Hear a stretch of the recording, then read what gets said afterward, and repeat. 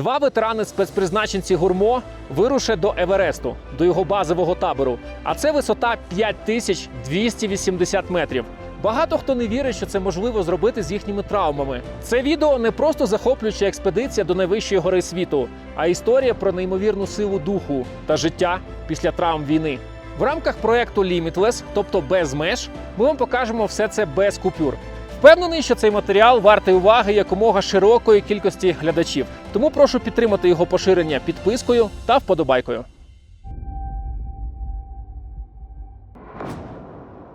Ви вже знаєте головних дійових осіб нашої експедиції. Ветерани гурмо Олександр Дашко з Кракена та Іван Тарн з Артану. Тетяна Яловчак – перша українка, яка підкорила 7 вершин на 7 континентах. Ідеолог проєкту Limitless. Тарас Позній. Він пройшов шлях до Евересту 20 разів. Ще будучи в животі у мами, бував у горах. Напевне, ви ніколи не дістанетеся вершини без допомоги чарівників, портерів Джох і Раджу. Ми в столиці Непалу, Катманду. Шумне місто, де на вулиці від двіжу може запаморочитися голова. Країна майбутнього, де зараз йде 2082 рік. А зараз ми направляємося до високогір'я, немов би в минуле, де більша частина населення не вміє читати і писати. Лукла.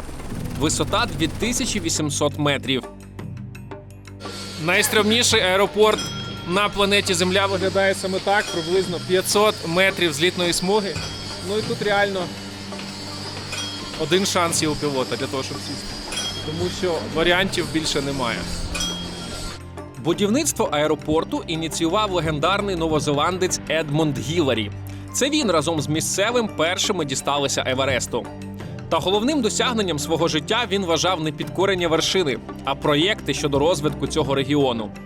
Драма його життя полягала в тому, що дружина та донька Гіларі розбилися в польоті дорогою з Катманду до Гімалаїв.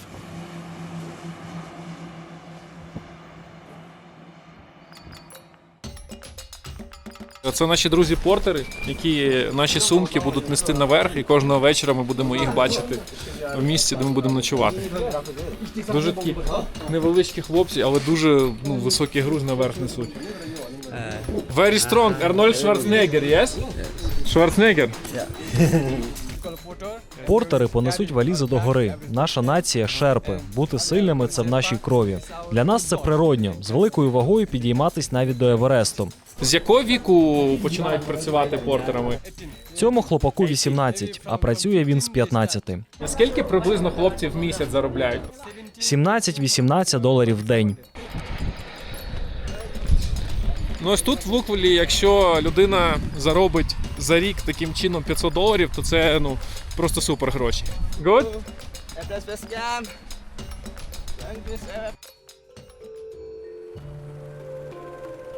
Більшість місцевих в житті не бачили авто чи ліфтів, але щодня спостерігають за гелікоптерами. Вони тут як таксі. Життя і цінності тут зовсім інші.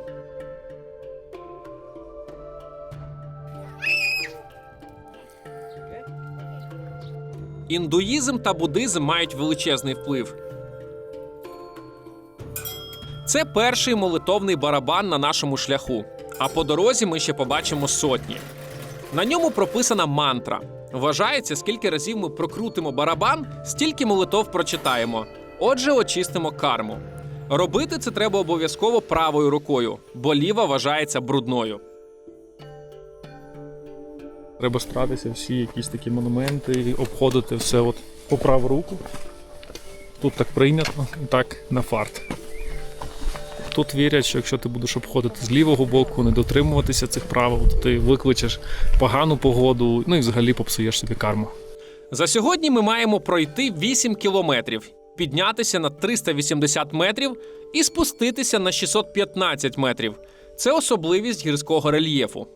Перше питання – це питання висоти і акліматизації. Не треба спішити з своїм графіком, не треба швидко рухатись. Рухаємося ми повільно, по-непальськи є бістаре-бістаре, це повільніше. Ми нікуди не спішимо, жодних різких рухів.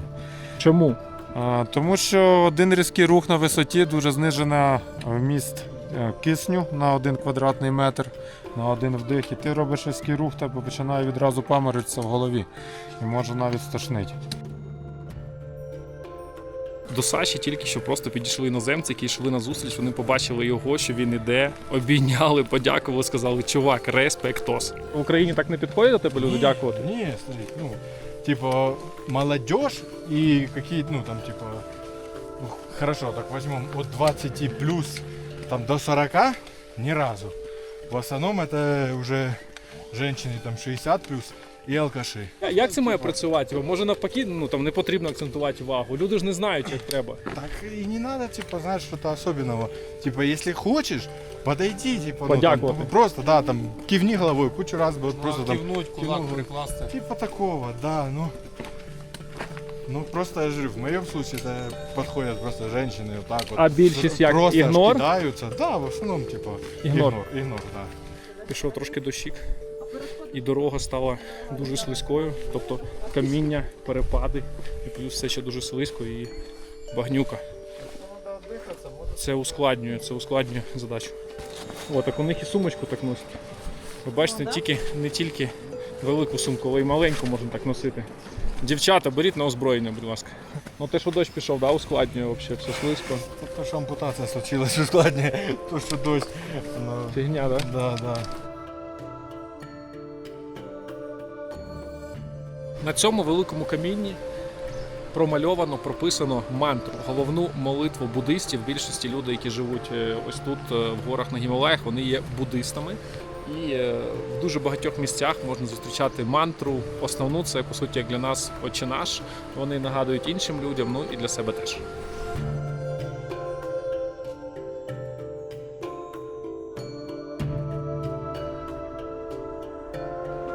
Ми вийшли пізніше запланованого і вже збилися з графіку.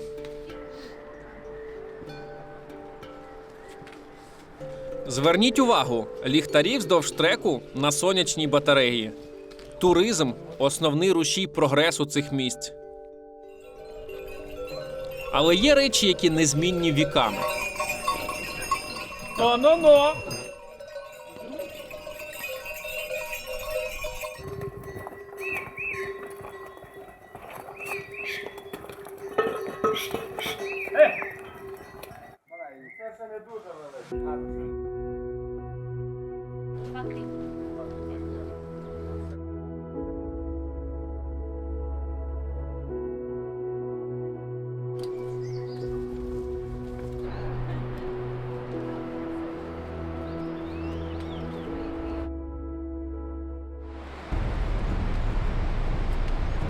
Нерівність дороги значно сповільнює рух.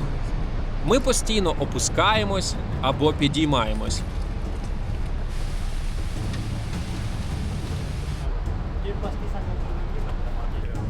Близько 8:00 ми таки добираємося до місця ночівлі. Я чувствую, как у меня будет пятка на протезе.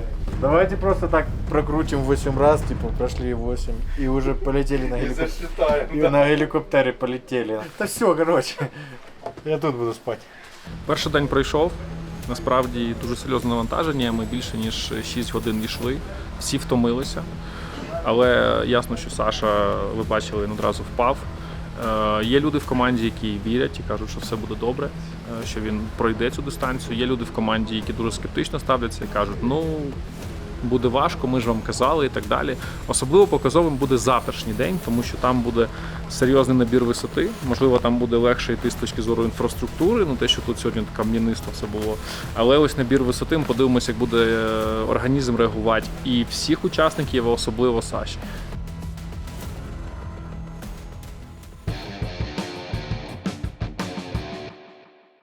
Так, у нас ранкова руханка, тому що потрібно організм готувати на подальші плани. Кожен ранок тут ми починаємо із зарядки.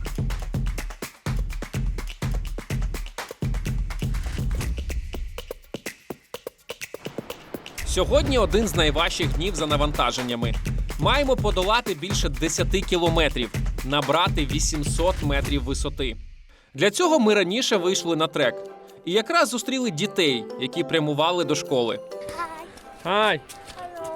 Hello! Алло! Вам подобається у школі? Ага, Що ви там робите? читаємо, пишемо. Ого! Дивіться, вони дуже красиво, всі в формі, привдягнені. Це твоя шкільна форма? Ти також йдеш до школи? Та мені ж тільки 2. Альпініст Гіларі, якого ми вже згадували, ініціював побудову шкіл в горах. Тут і досі навчальні заклади працюють за системою донатів туристів або підтримки інших країн.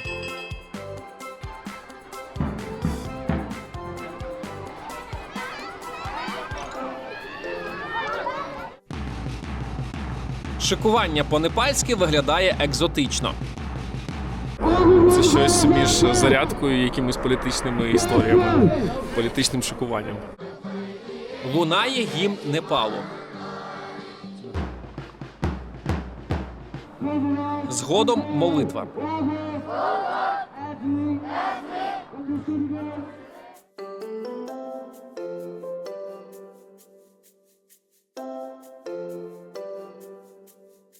А так виглядає навчальний клас.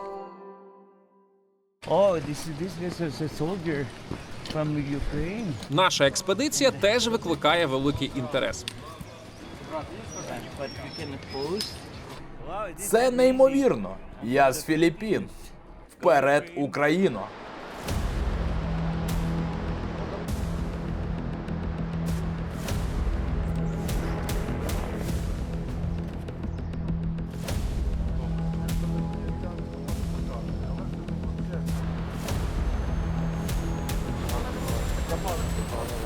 Найжорсткіше місце, де ми проходили. Нерівний рельєф абсолютно, каміння якось в рознобой, грязюка, і все воно сипеться, тому треба страхувати.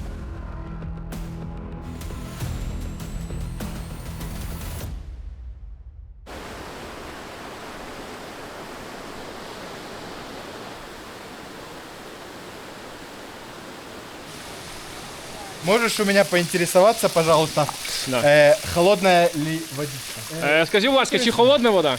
Сейчас попробуем. Холодно. Холодно. Добре, що Сашко зберігає оптимізм, оскільки маршрут дається нам важко.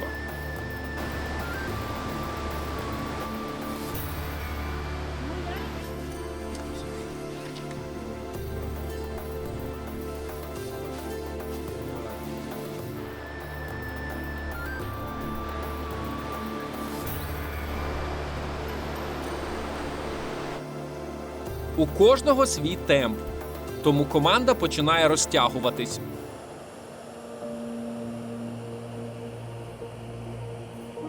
Я сподіваюся, ви відчуваєте цю природу, красу, в якій ми опинилися. Мені іноді здається, що ми взагалі в іншому часі, до нашої ери. І десь зараз тут вийде динозавр просто до нас, тому що такої краси я в своєму житті ніколи не бачив.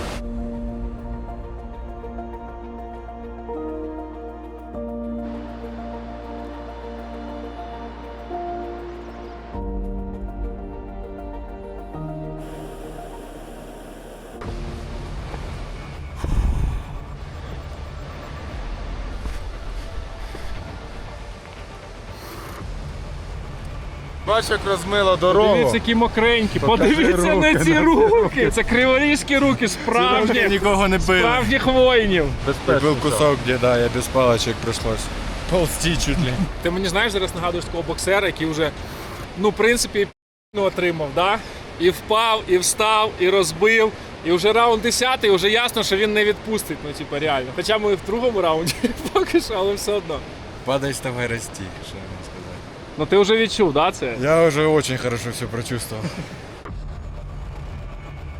Зараз ми будемо підійматися на міст Хіларі. Це найбільший міст на маршруті. Його можна побачити у фільмі «Еверест».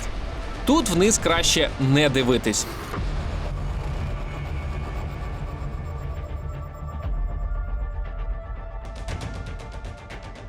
Камера, це піймала. Як капає піт з кепки. Ой-ой-ой-ой-ой. Висота 3020 метрів. Вау!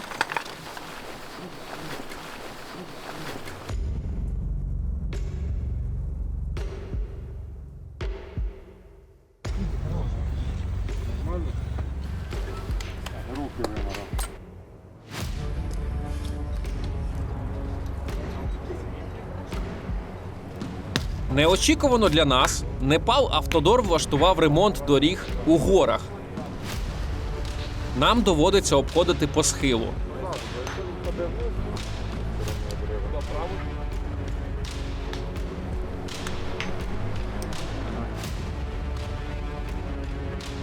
Там ремонт дороги.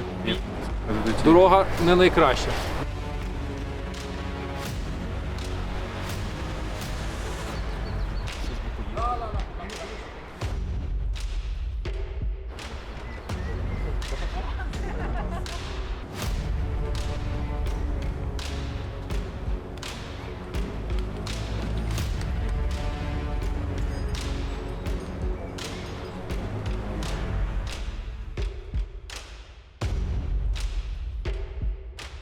Ми знову заходимо в ніч, а перед нами ще кілометри. Так, нам сказали ще 10 хвилин, а там ще підйомчик і трошки важкувато.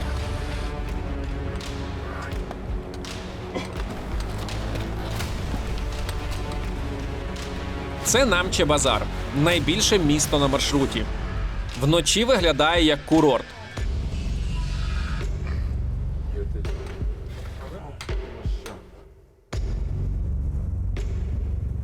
Мы шли по маршруту, и на пути случился обвал.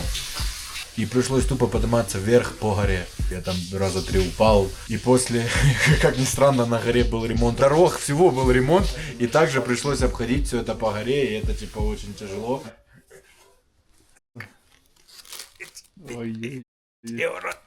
Судорога.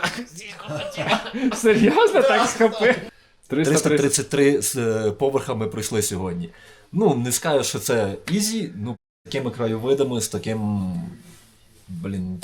антуражем і всією двіжухою, ну це просто, ну, мені пройшло нормально.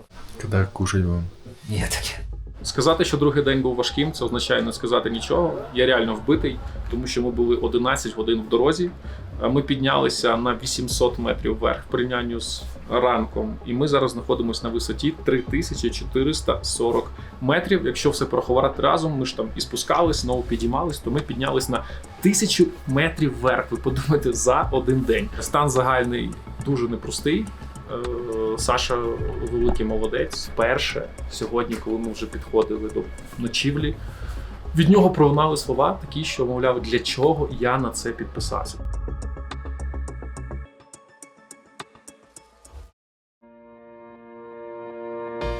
Вранці вже можна оцінити розміри Намче-Базару.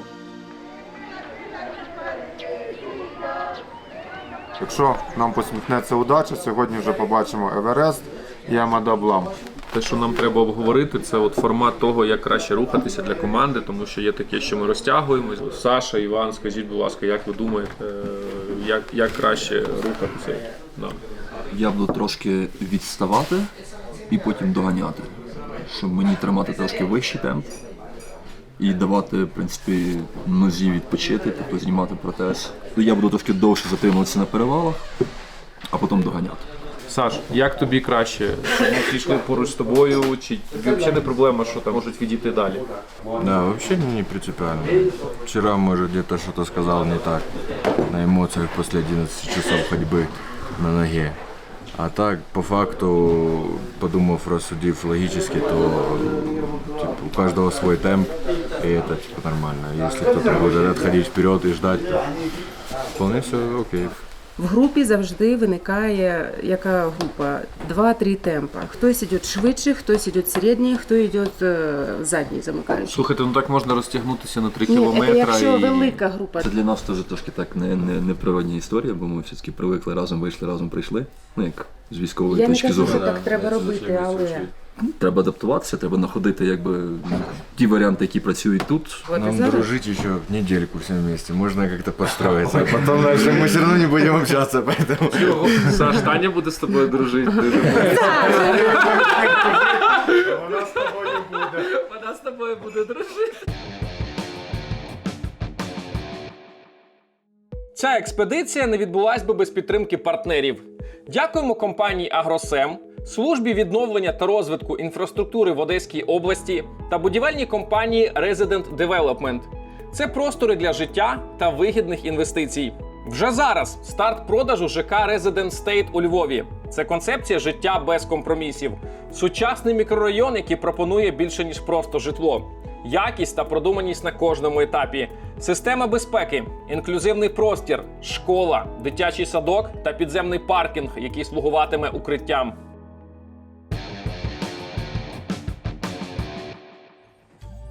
Сонячний ранок. Здається, з погодою пощастило.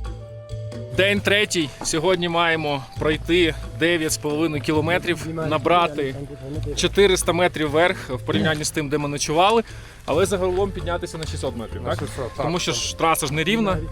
Ну, у нас буде один спуск метрів на 150, доволі затяжний. Ага. Перших 3-4 кілометри буде по ось такій дуже комфортній дорозі з красивими видами. Потім різкий спуск і затяжний підйом до місця ночівлі. Сказка, песня. Кайф? Кайф. Ти реально тут людей обганяєш? Подивись, перший в групі просто. Как говорят, не пальцы. Робот. Уже почти экватор пути. Еще не он, но уже к нему приближаемся. Еще немножко дней. И вон я уже на нем лечу домой. В кроватку.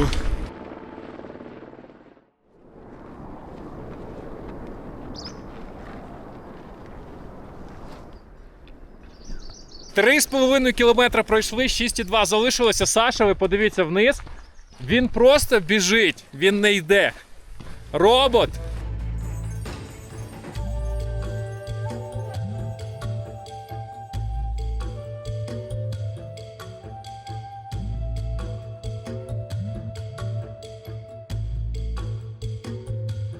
Впродовж треку ми захоплюємось природою Гімалаїв.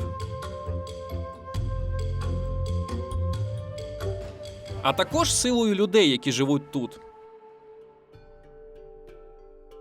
На своїх плечах вони носять їжу, одяг, матеріали, все. Або майже все. Транспортної інфраструктури тут немає. Уявіть собі, люди сюди навіть більярд занесли. Я б хотів того шерпа побачити, який це виносить. Це жесть. Залучені і жінки. Скільки кілограм? 40. Для цих країв це нормально. Все починається з маленьких сумок і йде до великої ваги. Коли виповнюється 15-16 років, то починають вже брати більші вантажі. Це скільки? 15-16 кілограм, а потім все більше і більше.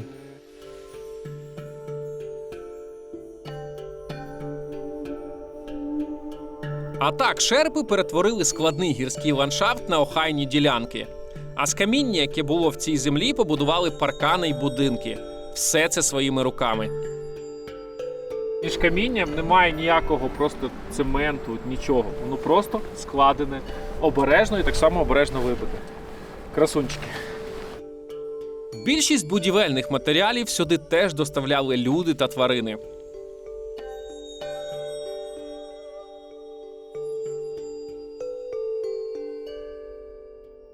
Так, хто там чайку хотів?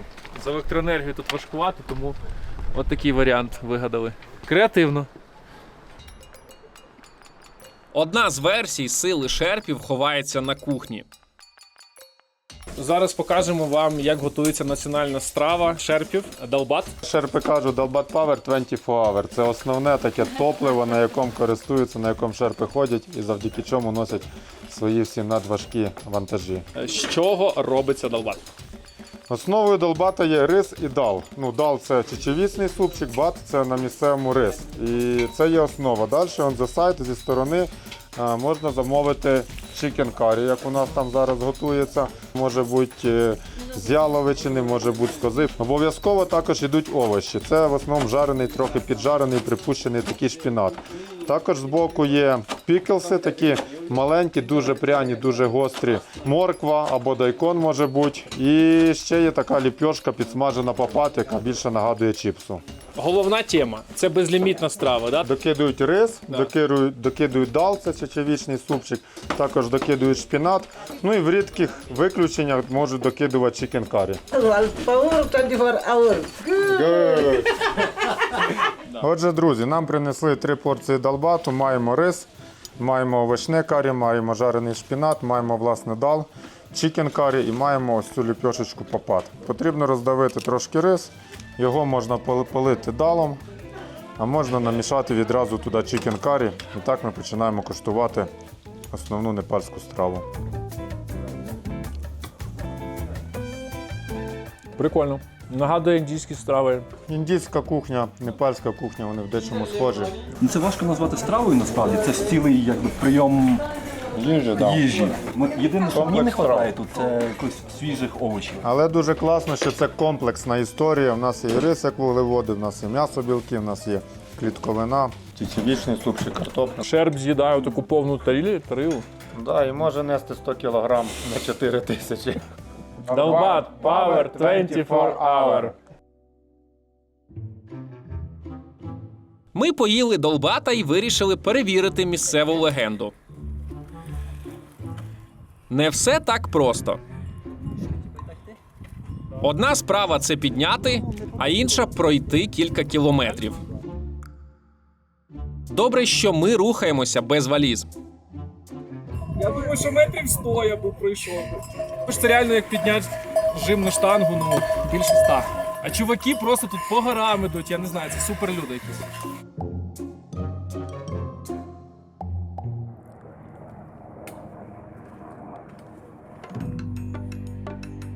Не знаю, чи це долбат, чи інші фактори, але цього разу ми випереджаємо графік.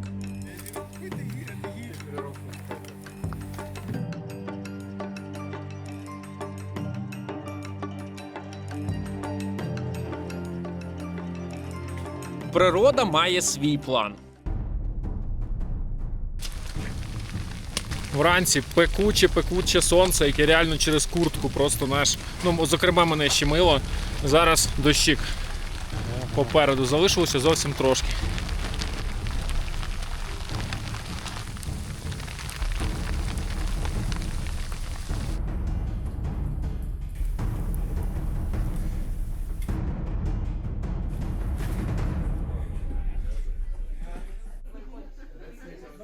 Наші речі змокли. Завтра знову в дорогу. Тому треба трохи підсушитись.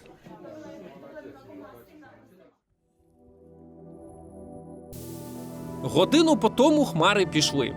І ми нарешті побачили диво. Його величність Еверест. Хоча поруч з іншими вершинами він дуже скромний.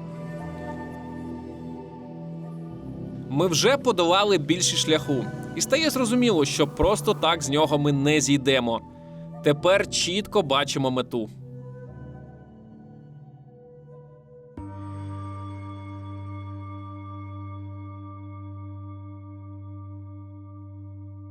В селищі Тянгбоче, де ми ночували, розташований найвідоміший монастир на маршруті до Евересту. Ми просто не могли оминути таке круте місце.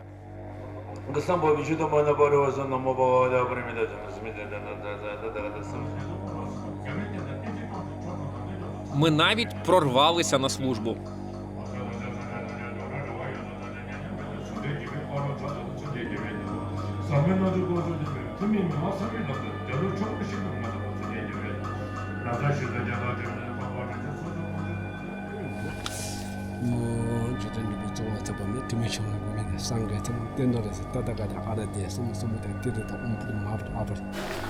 Сподіваюсь на удачу. Допоможе нам.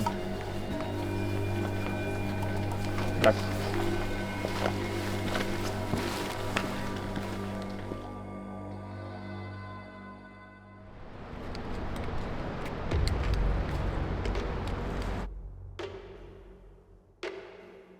Саші живіт заболів. Ще вранці сказав про це на сніданку, нічого не їв. Це дуже сильно впливає. Незрозуміло, чи дозволить організм дійти до місця ночівлі, а це більше 10 кілометрів. Неясно, це харчове отруєння чи гірська хвороба, як каже наш тімлідер Тарас, горняшка.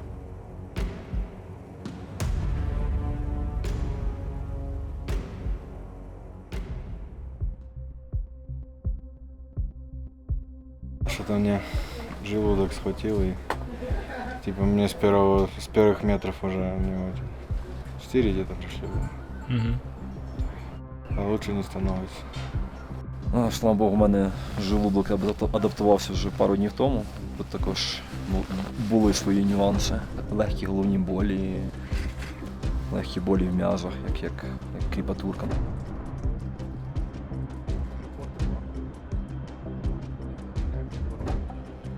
А тепер увага! Найнеочікуваніший момент експедиції. На календарі 9 травня. І байдуже, що 2082 року. Безсмертний полк нас і тут наздогнав. Чесно, в шоці були, коли почули тут музику ще з прапором, але я на 99,9% впевнений, що це все проплачена історія, велика, глобальна. Вони це качають по всьому світу і навіть сюди ось дісталися. Вдумайтесь тільки, люди йдуть з прапором Радянського Союзу, безсмертний полк вішають на рюкзак. Це треба в своєму розумі бути, щоб таке чудити. Ми були шоковані цим контактом і дуже не хотіли чогось подібного попереду. Загалом ця мандрівка – це більше про позитивні зустрічі. Це емоції від комунікації з малечею.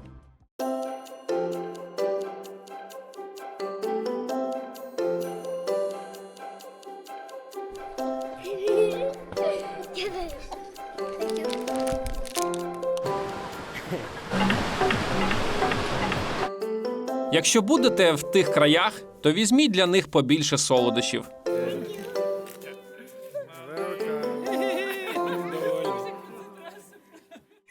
Нашу експедицію переривають! А це те, що нас призупиняло. Мули, джобки, коні і яки.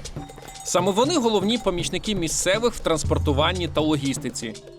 Чим вище, тим більше шансів зустріти екзотичних для нас яків. Дивись, є такий стереотип, що Еверест – це більше про холод. Ром, да я тобі скажу, що на морі сонце таким активним не буває, як високо в горах. Тут за рахунок того, що ми на висоті, дуже сильне радіовипромінювання отримуємо. Сходження на Еверест прирівнюється до року роботи на атомній станції. І власне тому потрібно постійно мазатись кремами, потрібно постійно закриватись. Є так називаємо зона смерті, 7800-8000. І там організм потрошку вмирає. І твоя задача просто пробути на цій висоті якомога менше часу, щоб встигнути спуститись до того, як організм помре. І також від висоти, від нестачі кисню відмирають нервові клітини мозку. І ти коли спускаєшся вниз після 8000, ти часто можеш забувати найбільш банальні слова. Наприклад, стул. Забудь, як називається стул, казати, те, за чим сидять, наприклад.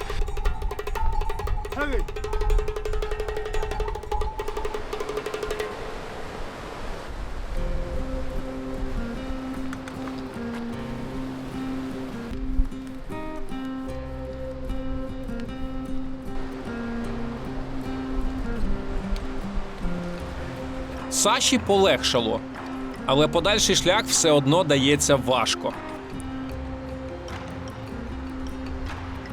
Через жахливий стан він не завжди контролює свою ходу.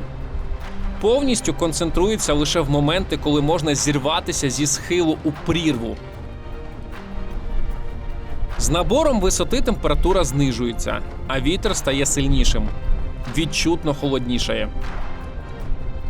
Я кайфую, что я это сделал. Я вот сейчас иду, и я понимаю, что 2 дня. Осталось 2 дня. База лагеря. І нарешті Дінгбочі – місто нашої ночівлі.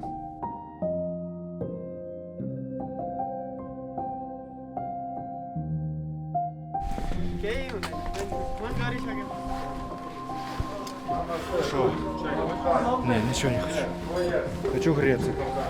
Розпаковка. С первого же метра, когда мы вышли с того лаунжа, я просто не шел, а полз, наверное, это можно так сказать. Часть дороги я вообще не помню. Вот когда мы сидели там в том кафешке, когда я уже облокотился об протез, просто засыпал на ровном месте. Ну, потом доза выпитых гелей, таблеток, всего как-то меня чуть-чуть... задышка, пока рассказываю, чуть-чуть выровняла, но организм от этого бодрее не стал. Набор высоты, слабость, все равно это дало о себе знать, что я даже на 2-м привале, я просто вырубился. Но потом чуть-чуть как-то начало включать меня. Где-то я даже набрал темпу, но потом все-таки организм сказал, да не, старый, типа, давай ты сильно баловаться не будешь, да, и были пару моментов, что я шел и думал, что все, сейчас походу буду уже рыгать, потому что, ну, уже гайки, ну, отдыхал, вставал, шел, отдыхал, вставал, шел и с горем пополам дошел.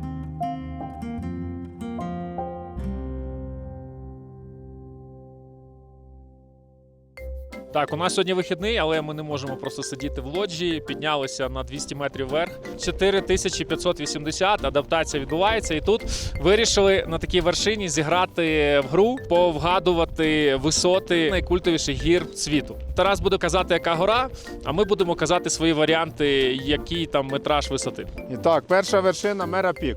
Я скажу 7000. 5600. 6500. Саша красавчик, висота 6461, вершина знаходиться в Гімалаях, один з найбільш популярних трекінгових піків. Еверест. 8400. 854. 8100, наверное. Давай. 8848. Да, висота Евереста була вимірена, до речі, точно не так давно. Зараз вона дорівнює 8848 за 5,56. Я хочу додати, що це просто все гірське Висота. повітря і висота. А так я це би мав знати точно. Наступна вершина, дуже знакова для всього світу, це вершина Говерла. 3000. 2600. Там 2400. Говерла – це найвища вершина України, висота її дорівнює 2061 метр. Ти що, вивчив усе, я не розумію, чи що? ладно, я сначала слушаю, что вы говорите, а потом средняя арифметическая, понял? А давайте відпочнемо. Наступна вершина Казбек. 7300. 5. 6. Висота Казбеку 5033 метри, найвища. От воно! А я пам'ятаю, мені там Найвища багато вершина Грузії. розповідали, вона ж підіймалась на Казбек. Кіліманджаро. 7000. 6500. 700. І так, висота Кіліманджаро 5895 метрів. Ой-ой-ой, я перший Бал бал. отримує Іван. Найвища вершина Африки, входить в програму 7 вершин. Анапурна. Це де? Давай. Тут. 6. А 6150. 7. Анапурна – це один з найбільш небезпечних восьмитисячників. Висота 8091 метр. Бал отримує Іван, да. Наступна вершина Амадаблам. Це он так? Це он та. Мої очі, вони бачать дуже точно. Я ставлю на 6527. Давай 7. 7500. Висота вершини Амадаблам 6812. Айленд Пік. Це де? Це ось. 7531,5. 6800, думаете? Ну, тебе чуть-чуть більше. Давай 7600 буде достатньо. Один з найбільш доступних трекінг шеститисячників. Висота 6165. Саня забирає ще один бал. Аконкагуа, Аргентина. 7223. Это какой-то восьмитысячник. 8 просто. 850. Аконкагуа – це найбільш доступний майже 7-тисячник. А 6961 отже ж воно, в метр. мене ще є шанс його наздогнати. І так, ще одна знакова вершина в світовому масштабі – це вершина Хом'як. Я багато що про неї чув, але вона невисока. Коли ти сидиш в Гімалаях, то всі гори невисокі. 500 метрів. Ні, давай візьмемо 700 метрів. Я думаю, 1200. Ну, десь 1800-900 має бути. Скажи точніше. 1850. Висота 1542 метри. Ну і По що, балу? наш переможець? You simply the best. Саня, 5 балів. Вручаємо карти, слухай. Рома 3 бали, Іван 2 бали.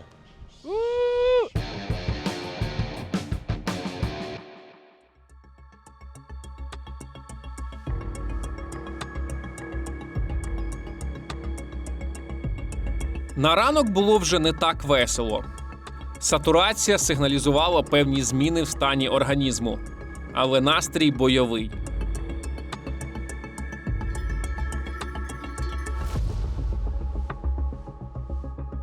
З першими кроками по треку я відчув нудоту, загальну слабкість.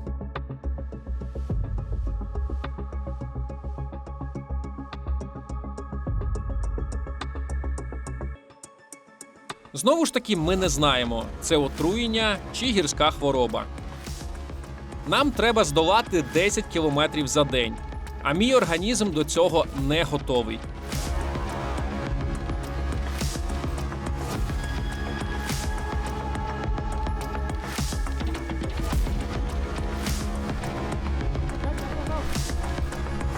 Це так буває. Це може статися з кожним. Хто акліматизований, не акліматизований. Мурахи по шкірі. А треба йти. Це ще те випробування. Та я не хотів підводити команду. Організм відмовляється рухатись. Та я думаю про те, як Саша вчора здолав відстань попри хворобу та травму. Тому я не міг зійти з дистанції. Цей короткий сон дуже допоміг мені.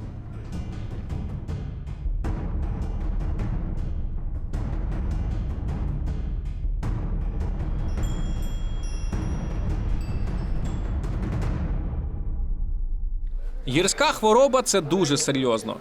Вона може призвести до фатальних наслідків. Тут є красномовне нагадування про це. Тут монументи альпіністів, які загинули, підіймаючись на Еверест. Це те, що мені, до речі, казали вдома, що я, скоріш за все, помру. Тому що коли дізналися, що я після запалення легень йду на цей трек, але дороги назад уже не було. Лабучий пас – знакова точка. Як це не сумно констатувати, тут є навіть монументи моїм знайомим і друзям, які загинули вже після того, як ми спільно проходили деякі експедиції.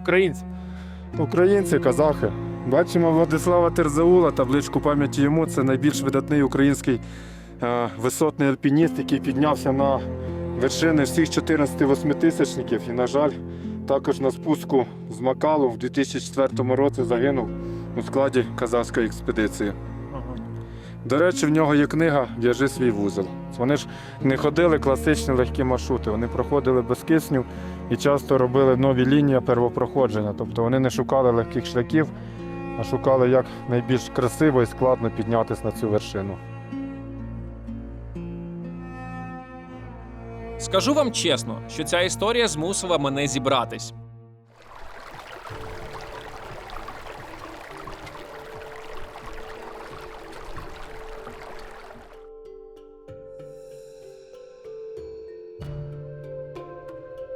Нам лишалось 1,5-2 кілометри до кінця маршруту.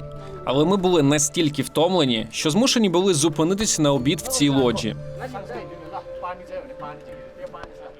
Саша навідріз відмовився збивати темп і продовжив рух далі. Ми розділилися.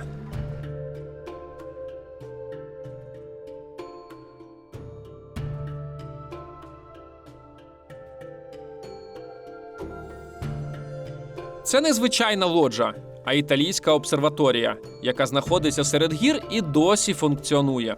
Як завжди. Поїхали. Подивіться на цю машину і вліпіть йому вподобайку та коментар під відео. У нього ще є сили для того, щоб увімкнути режим кач.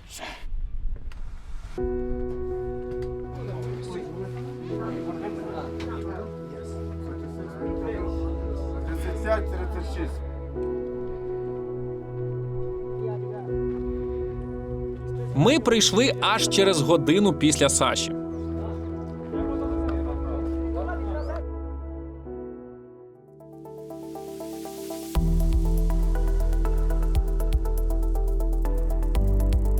Каджі проводить нам екскурсію обсерваторією. Як ви тут відчуваєте зміни клімату взагалі? Говорять, що тут раніше було набагато холодніше. Ми на висоті 5050 метрів. Я спостерігаю за кліматом тут вже 35 років. Через глобальне потепління наші льодовики швидко тануть. Отже, 60 років тому і зараз це величезна різниця. Раніше в зимовий сезон було дуже сніжно. Наша гора – це резервний запас води. Ми використовуємо цю воду для того, щоб пити. Але тепер, в зимовий сезон, дуже мало води тече з гори вниз. Через це велика кількість озер вже висохли, і цей процес триває. Усе змінюється на наших очах. Нова рослинність приходить сюди. У мене є теплиця. Минулого року я зібрав 5 кілограм картоплі на висоті 5050 метрів. Раніше це було неможливо. Кожні 10 років зміна клімату відбувається на 1 градус. Навіть мухи сюди вже прилетіли, що важко було уявити 10 років тому. 30 років тому базовий табір розташовувався безпосередньо на льодовику, а зараз він стоїть на камінні, яке витаяло з льоду.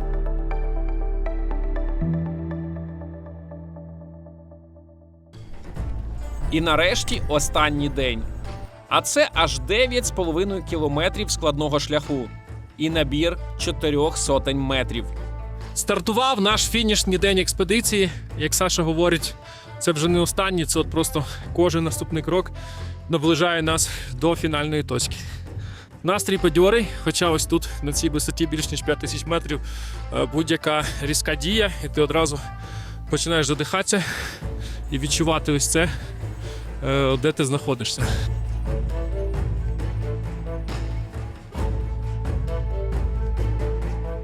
Тут всюди був колись лід. Потім він тає, камні виходять на поверхність, але ми бачимо, що знизу він ще залишається, його там можливо 600 метрів.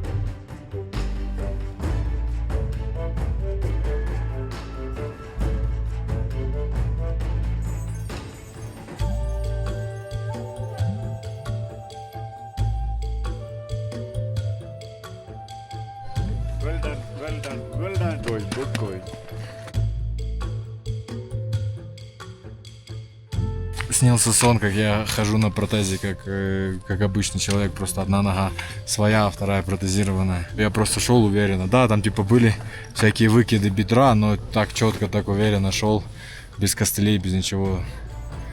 Было дело. Потом проснулся, всплакнул, понял, что это все сон.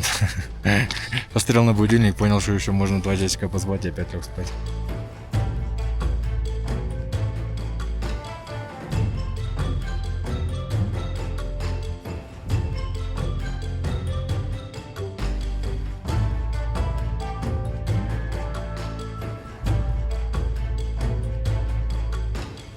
Залишилось останні 100 метрів.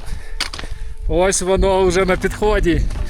Сейчас тех, кто в меня не верил, наверное, пена с рта. Как? А вот так вот, молодцы. Взял, сделал. Саня йде на злості на мене. Чому? Тому що я сказала, що ні, не можна з такої ампутації йти. Ага. А він каже, а я зможу. No comments? Вообще молчу.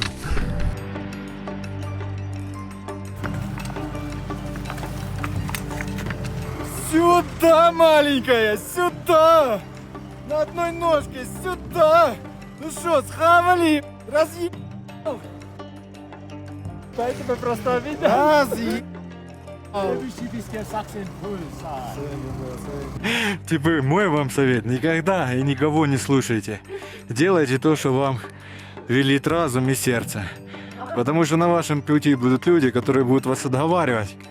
И вы можете пропустить историю своей жизни. Физуха заканчивается первые полкилометра. Потом дальше все на духе, на характере. Все у вас в голові. На що ти націлишся, то ти досягнеш. Там така проста істина. Обмеження, з ними можна працювати, з ними їх можна перемагати. Дивися, твій посил, ти казав, що якщо ти не піднімешся, то травма перемогла. А ти переміг травму. Easy. Она подставляла подножки не раз, но на характере my life, my rules.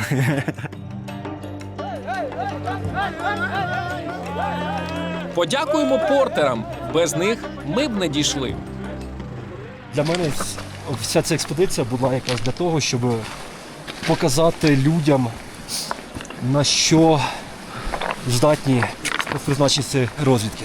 Глядачі зможуть собі хоч щось уявити, якщо ми таке можемо зробити на протезах, то що ми робимо на полі бою. Ти сказав, що ти теж не вірив, що Саша підніметься, так? Ну, після першої нашої зустрічі на Голосієво я б дав би не більше 5%, що це можливо. Чому? Так як він за 7,5 кілометрів на Голосієво за 4,5 години подолав. І це далося йому дуже тяжко. Було видно, він аж побліднів, в нього боліла спина. Не було часу для тренування. Я би більше вірив, аби він... У нас було 3-4 місця тренування. У нас не було цього часу, але подивіться на цю. Це вже Шерпа Ukrainian машина. Він іде. Це щось неймовірне. Таку силу я б на його місці точно не піднявся. Я би забив би десь уже, не знаю, на другий день, можливо. Да. Твій прогноз був другий день і фініш на Прималі, гелікоптер. Я так і планував, що другий день, а потім, скоріш за все, прийдеться або конячку брати, або викликати гелікоптер. Розкажи про базовий табір, як тут все існує, як функціонує і для чого це? Перше відмічу, що це найбільший базовий табір в світі, знаходиться на висоті приблизно 5280 метрів. Тут кожного року 350-400 сходжувачів і біля 1000 шерпів обслуговуючого персоналу. Тобто це таке містечко на висоті більше 5000. Цікаво, що зараз ми йдемо по льоду, він розміщений на морені льодопаду Кхумбу. І кожного року на початку сезону в квітні базовий табір ставиться, а десь на початку червня, в кінці травня знімається, тому що морена рухається і жодна стаціонарна будівля тут не може бути. Тому все, що ми бачимо навколо, на початку сезону приноситься і в кінці сезону все знімається і тут абсолютна чистота. Там на горі високо, там максимально дискомфортно. Коли ти спускаєшся донизу, ти маєш бути в максимально комфортних умовах. Ми раділи біля легендарного каменю бейскемп на висоті 5280 метрів. І думали, це фініш. Але до місця ночівлі довелося йти ще близько години вздовж табору.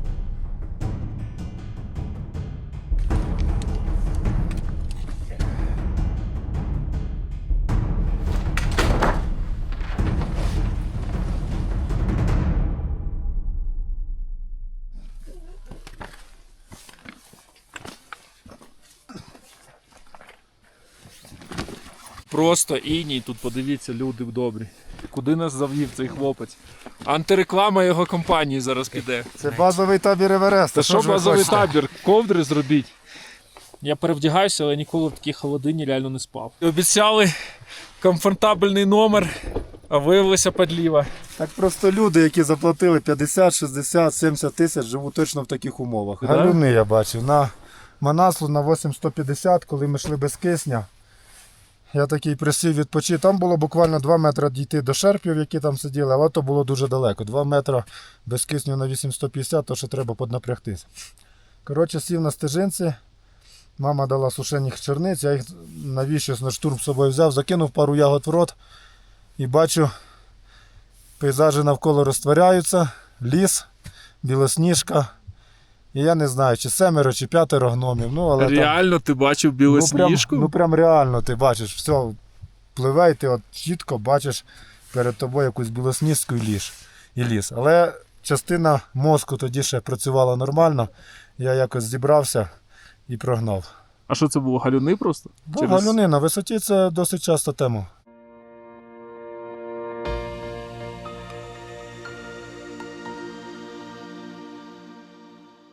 Прокинулись, було достатньо тепло, навіть Тарас, бачите, роздягнувся. Як хобіт.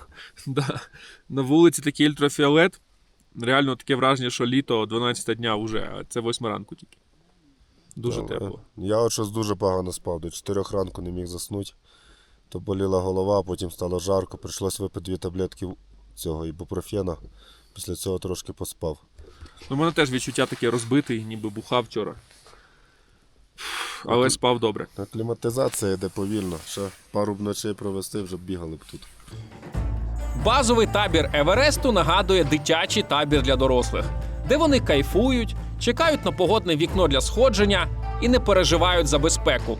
Альпіністи можуть залишати великі гроші, цінні речі в наметах, не боючись, що хтось їх поцупить. Задишка шалена, пройти 100 метрів, зібрати речі, це така слабкість.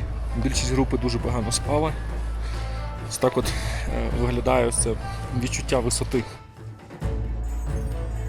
Ну що, тут в базовому таборі зустрічаємо українців. Микита Балабанов, ви тут вже майже місяць. Чим можна тут займатися? Що можна тут робити? Ну, зазвичай тут народ тільки відпочиває. Каву п'є, зараз підемо каву пити. Ага. Все, тут заходиш, просиш, що хочеш, італійська кавомашина. Вони тобі роблять. Мені здається, комерція, да, пішла ось ця історія з Еверестом, настільки тут все розбудувалось. Зараз так, інфраструктура, сам бачиш, така, що купа людей. Ну і дуже часто люди, в принципі, там не є дуже добре підготовлені. От. Да, досить комерційно все. Це молитовник, ну типа каплиця. Ага. А яка це релігія? Це буддизм. Буддист. Типа проводять пуджу. Пуджа це якби така служба молитовна перед сходженням. Ми жартували, що наступним кроком буде сходження на вершину Евересту. Але це буде інша історія. А зараз нам час додому. Хлопці зробили неможливе, тому прошу кожного з вас подякувати їм і респектнути під цим відео або ж напряму написати в Instagram. Також прошу вас долучитися до збору на реабілітацію бійців Unbroken. Цю мандрівку я ніколи в житті не забуду. І ще раз хочу респектнути і Саші, і Івану за те, що вони зробили. Цією експедицією ви надихнете тисячі людей. Я в цьому переконаний. Так, нас дуже швидко евакуйовують, не знаю. Наша група одна чекала годину, а нас прям за секунду. Прям побігли. Починається падати сніг. Вони одно бояться, що ми не вилетимо. Вертушка нас уже чекає.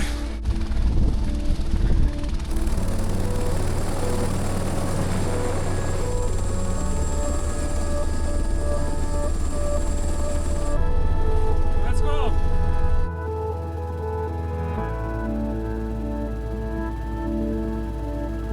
Вам слава, сині гори, кригою окуті, і вам, лицарі великі, Богом не забуті.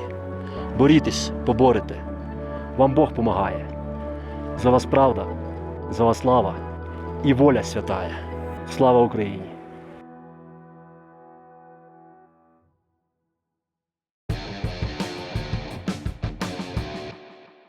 Ви отримали кайф від цієї експедиції? Так точно. Та шикарно що. Де було найважче? Скрізь. Початок треба було знайти і свій ритм, і прилаштуватися до клімату і умов. Коли ви зрозуміли, що ми виконуємо задачу? Як тільки запропонували цю подорож. Тобто сумнівів не було? Сумнівів не було. Варіантів не виконати задачу нема. Найнеочікуваніше, що ви побачили впродовж дороги?